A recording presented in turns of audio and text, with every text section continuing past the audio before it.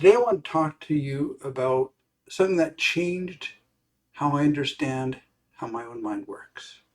And it led me to have a completely different understanding of who I am. It's the discovery that I have aphantasia. So I remember it very clearly what happened. I was driving to work one day in 2019, and I was listening to a story on NPR. The story was about a man who was in a car crash. He was brought to the hospital and he was in a coma for a while. And when he woke up, he was very distressed because he had lost an ability he didn't even know that he had. The ability to visualize things in his mind. And it's a little understood condition called aphantasia. As soon as I'd heard this story, I knew without a doubt I have this condition too. I've had it my entire life. I cannot visualize anything in my mind. So I can imagine things, but I cannot visualize things. And this has been a source of fascination for almost everybody I've described it to. Most people have a hard time believing it's even possible to think if they don't visualize things in their mind. But I assure you it is possible to do. So to try to describe it a little bit, let's describe a scenario. So if you close your eyes and you imagine there's a table there and somebody puts a ball on the table and then they push the ball towards the edge of the table until the ball goes to the end and falls down. Okay? Most people, after they open their eyes, they can tell me what type of ball it was. What was the table made out of? Was the hand that put it on a man's hand or a woman's hand? Was the person white, black? What was in the room? They could have all these details. For me, none of that. I envision like a perfectly square table, like a mathematical plane. And the concept of a sphere being put down in the middle, and then the concept of the sphere moving to the edge of the table and then falling down. That's it. So I used to be a game developer, and this kind of reminded me of when I was working on a game. I could click a button and turn off the rendering. The computer still knew where everything was. It just wasn't drawing it. This is kind of the closest analogy I can think of.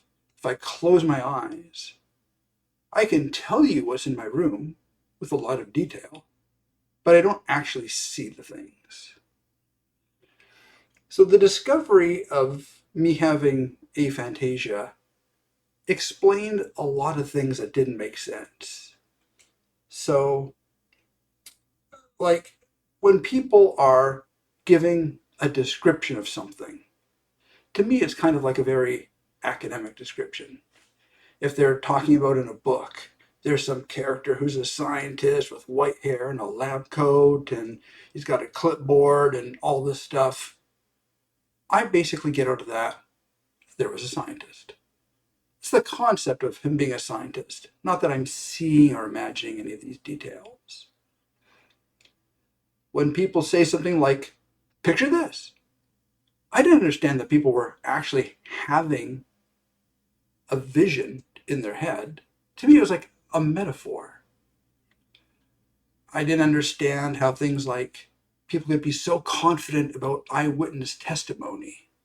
I'm like, I wouldn't trust my mind. Like, how could anybody possibly give a description of what somebody looks like to such a degree that it could be used to identify a person? You know, I always was dumbfounded by how amazing some people can be as artists. I had no idea that they were actually seeing the thing in their mind. Some other things, like I've noticed other people might be bothered by descriptions of things that are unpleasant or gross. These things don't really seem to bother me because I'm not actually seeing it, especially around food, right? I might be talking about something and somebody at the table might suddenly be made uncomfortable. And I have to realize, like, oh, yes, they're actually seeing something that I'm not. Different types of techniques people use, like visualize practicing something in your mind till you get better. That never made any sense to me. Memory techniques like the mind palace, where people envision a big room and they're placing different things in certain locations and that helps them remember things. That doesn't make any sense to me at all. I just can't do that.